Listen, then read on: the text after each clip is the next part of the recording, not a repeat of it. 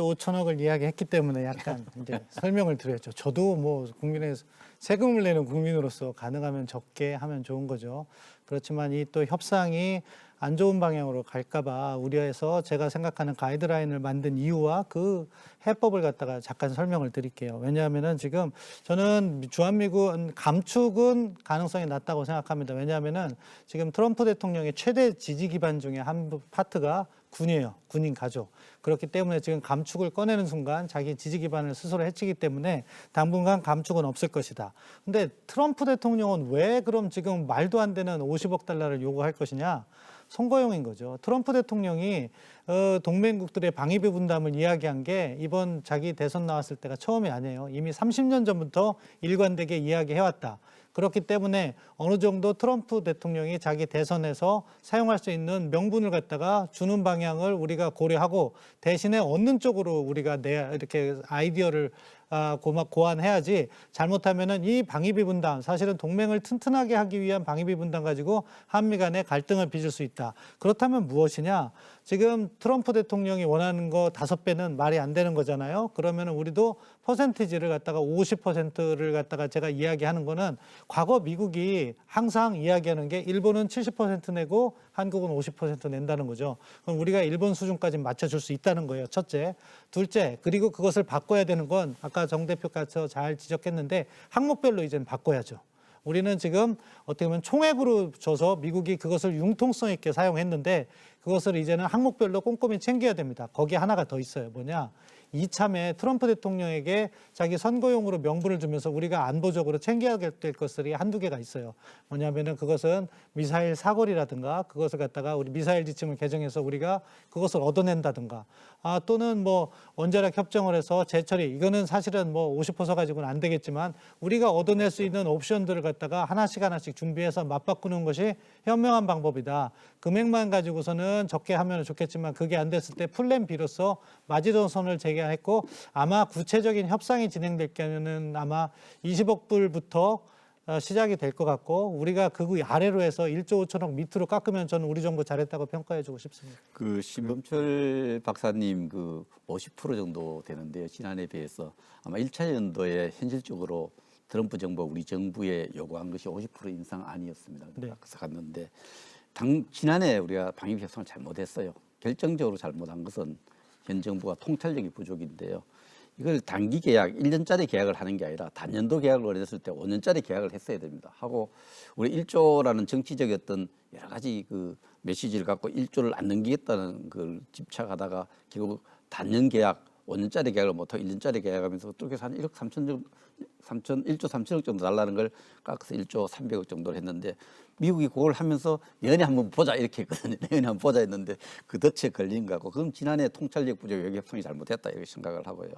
제가 미국에 지난주에 가서 그 CRS 미국 외교협회 사람들하고 만나서 미국 사람들한테 세금을 1년에 500% 내라 하면 내겠느냐 하니 황당하다 그래요. 그 마찬가지죠. 500% 더 내라는, 5배를 더 내라는 거, 이건 너무 좀 황당하고, 이것이 이제 물론 다른 500% 달라 할 때 안 줬을 때 그러면 어떤 조치가 나올 거냐. 물론 여러 가지 시나리오 속에 뭐 주한미국 감축 문제라든지 다른 문제가 제기될 것인데, 그러나 지금 우리 정부 입장에서 정부가 주한미군을 감축을 거론한 건 정말 잘못됐습니다. 오히려 감축을 제한해 주길 바라는 것 같아요. 문정인 그 외교특보입니까?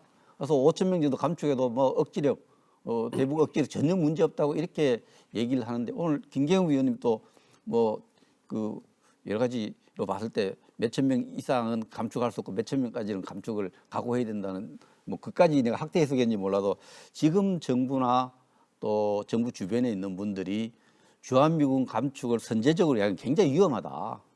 미국한테 그걸 제한하기를 바라는 것도 난 느낌을 줄 수 있기 때문에 지금은 합리적으로, 아까 지금 좋은 말씀했는데 지금까지 범주가 있지 않습니까? 주한미군 방위비 협상을 할 때는 주한미군 인건비하고 방위력 증강비, 군수지원비, 이 세 가지 범주 원칙 속에서 우리가 협상을 해 나가야 되고, 그걸 강조해야 되지, 협상에 모든 걸 맞춰야 되지.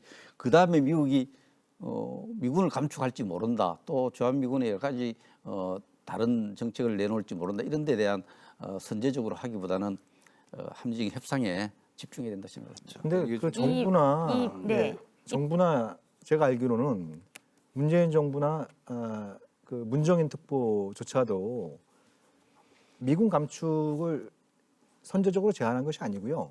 이런 언론 보도가 나오고, 그죠? 그리고 좀 김 의원님께서 말씀하신 것처럼 미국이 이게 5배를 이렇게 크게 베팅을 건 건 트럼프의 이제 다른 대선 공약 중에 하나가 주한미군 감축이지 않습니까? 그래서 그걸 위한 하나 이제 그 명분 찾기의 일환으로 간주가 된다는 얘기가 나오니까 그렇다고 한다면 정부의 입장도 아니고 공식적인 입장이 아닌 그 문정인 교수가 얘기한 부분은 그런 거죠. 쉽게 말씀드리면 우리가 자꾸 미군이 줄어든다 그럴 때 바짓가랑을 자꾸 붙잡으려고 하면 우리의 협상력이 떨어진다. 그렇잖아요. 과거에 수십 년 동안 그래왔다고 한다면 이제 대한민국의 군사력도 굉장히 강해졌고 그리고 미국의 다양한 어떤 이제 그 군사력의 현대화를 통해서 굳이 지상군이 이렇게 많이 있지 않더라도 대북 억제력을 충분히 발휘할 수 있는 그런 연합 전력이 발전한 만큼 미국 쪽이나 혹은 국내 언론에서 미군 감축 얘기가 나왔을 때 그것이 협상력에 저하가 되지 않도록 그런 취지에서 얘기한 부분에 대해서 그것이 뭐 정부나 또 이제 특정인이 뭐 잘못 얘기한 거다, 선제적으로 그런 얘기를 한 것이다라는 어떤 오해를 불필요한 오해를 불러일으키는 건 우리의 그 협상력을 저하시킬 수 있는 그런 요지가 있다. 네, 저 논객 여러분들이 말씀하신 것처럼 이제 이 방위비 분담금 협상하고 연계돼서 이게 잘 안 될 경우에는 미국이 주한미군을 감축할 수 있다. 그래서 뭐 1개 여단 정도 줄일 수 있다 이런 보도가 나왔고 이와 관련해서 문정인 대통령 통일외교안보특보가 뭐 5천 명, 6천 명 정도 줄어도 뭐 한미동맹의 기본 틀이라든가 아니면 대북 군사적 억지력이 문제가 없는 게 아니냐 이런 발언을 했거든요. 이에 대해서 이제 그 청팀 입장 얘기하셨는데 뭐 정말 줄여도 큰 문제가 없는 겁니까? 어떻게 생각하십니까? 줄여도 줄이는 분위기가 중요하다고 생각해요. 뭐냐? 정말로 북한의 위협이 감소가 되고 그리고 미국의 지역 전략이 변화하면서 한미 간에 협의를 해서 잘 줄이면 줄여도 왜 그 신뢰가 튼튼하기 때문에 유사시에 미국의 전시 증언이라든가 이런 부분이 담보가 되는 거죠. 그런데 뭐 방위비 분담금이 원인이 되든 북핵 협상과 관련된 한미 공조가 갈등이 원인이 되든 안 좋은 상황에서 줄어들면은 그거는 바로 우리 경제에 충격이 와요. 왜 우리가 이렇게 진보 측이라고 말씀드려야 되나요? 그쪽에서 문제 제기하는 부분에 있어서 주한미군 문제라든가 이런 거에 대해서 과거 모든 정부, 심지어는 노무현 정부와 지금 문재인 정부까지도 포함해서 왜 이 문제를 신중하게 다루느냐면은 주한미군은 뭐 어떻게 보면은 미국 투자의 보장체고 주한미군이 감축되거나 거기에 위기 징후가 있으면 가장 먼저 흔들리는 게 주식시장과 환율시장이에요. 그거를 알기 때문에 우리 정부도 그 부분을 되게 신중하게 처리하는 거죠. 따라서 지금 상황에서 주한미군 철수라든가 감축 부분을 우리가 미리 이야기할 필요는 없다고 생각하고요. 북한의 위협이 자동적으로 감소되면 우리가 그때 자연스럽게 우리가 이렇게 관할할 수 있는 부분이 여기니까 이제는 감축이 되어도 좋겠다. 그럼 미국도 자기들의 필요에 따라서 얼마든지 조정하겠죠. 결국 대중국 전략을 고려한다면은 지상군보다는 해군이나 공군이 더 필요하고 감축의 소요는 있다고 생각합니다. 하지만 그 과정을 잘 관리하는 것이 우리 경제를 튼튼히 하면서도 안보도 튼튼히 하는 길이라고 생각해요. 근데 주한미군 규모와 관련해서는 이게 뭐 고정돼 있는 건 아니죠. 한국전쟁 직후에 한 7만 명 있다가 월남전 때 또 2개 사단이 빠지고 7만 명에서 다시 닉슨 닥트린일 때 또 1개 사단이 빠지고 또 카터 정부 때 또 빠지고 걸프 전쟁 이후에도 좀 빠지고 2003년도에도 이라크 전쟁할 때 우리가 1개 여단이 또 빠지고 해서 줄어서 지금 28,500명입니다.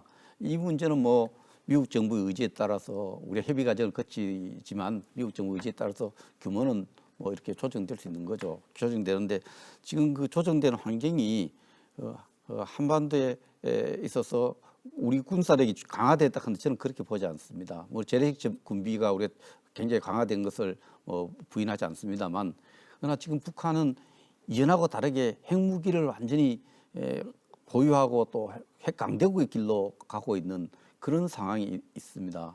어릴 때보다도 한미동맹이 좀 중요한 시기인데 이 주한미군 감축이 방위비 분담 협상과 관련해서 서로의 어떤 협상이 합의를 못 이루고 이것 때문에 주한미군이 규모가 줄어든다. 이게 직접적인 원인이 돼서 주한미군이 줄어든다. 주한미군 줄는데 그럼 갈 테면 가라.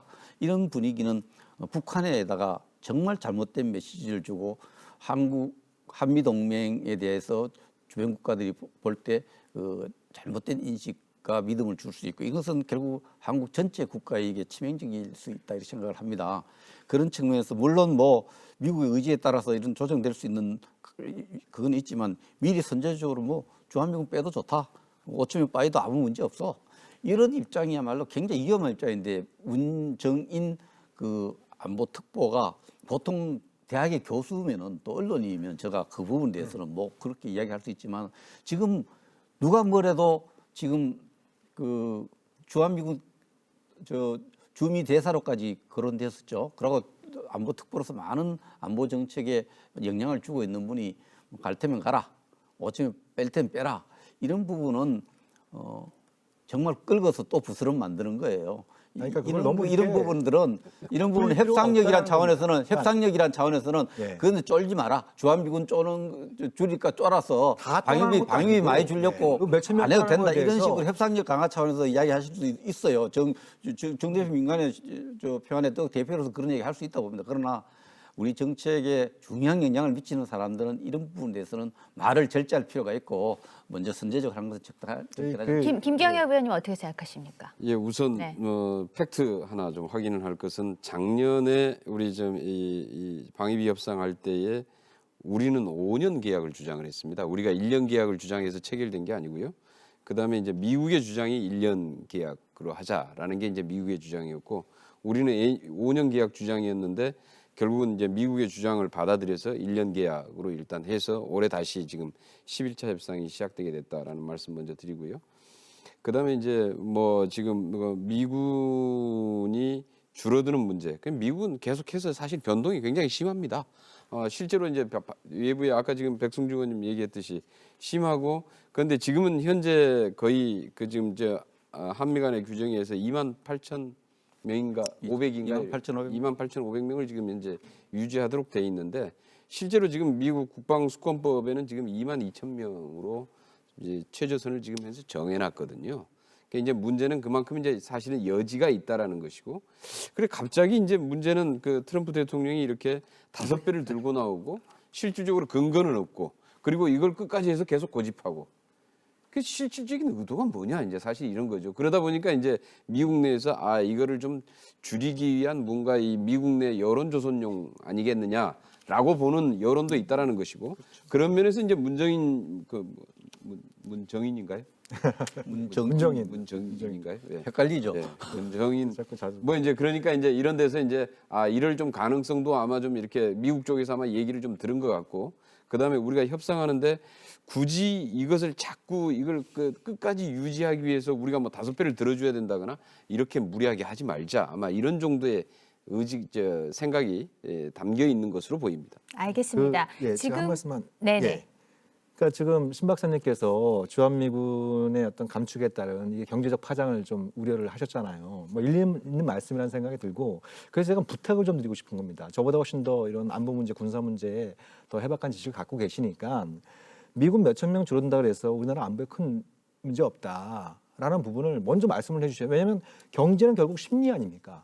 이게 미군이 좀 줄어든다 그래서 우리 안보에 큰 지장이 있을 거다라고 하는 걱정에 들면 이게 경제에 영향을 주는 것이고 별 문제 없을 거다라고 하는 어떤 그런 안정감이 들면 영향도 거의 없는 것이죠. 아시다시피 참여정부 때도 주한미군 한 5천 명 줄어들 때 이게 줄어들면 우리나라 경제에 엄청난 부작용이 있을 거다. 거의 영향 없었습니다. 그런 부분들을 좀 반박을 드려야 될 것 같은데 전문가께서 좀 강조해 주시면 과정이 중요하다는 거고요. 그렇기 때문에 과정이 중요한데 한미 간의 협력을 통해서 줄여드리는 건 괜찮다고 말씀을 드린 거고 참여정부 사례는 그때는 뭘 했습니까? 우리가 이라크 파병을 해줬기 때문에 한미동맹이 그래서 미국도 노무현 정부를 평가를 한 거예요. 그런 배경이 있었다는 점이고요. 한 가지만 미군 감축은 이라크 파병 결정 전에 나온 겁니다. 한 가지 정기겸 의원님 말씀하신 거에서 단연 계약을 마지막에 미국이 이제 단연 계약을 했는데 그 전에 미국의 안에서는 단연 계약이 있었는데 금액이 안 맞아서 조정하다 보니까 최종안이 그렇게 됐다는 거 말씀드리고 국방수권법에 대해서 오해가 있는데 지금 적용되는 건 내년 2월까지예요. 그리고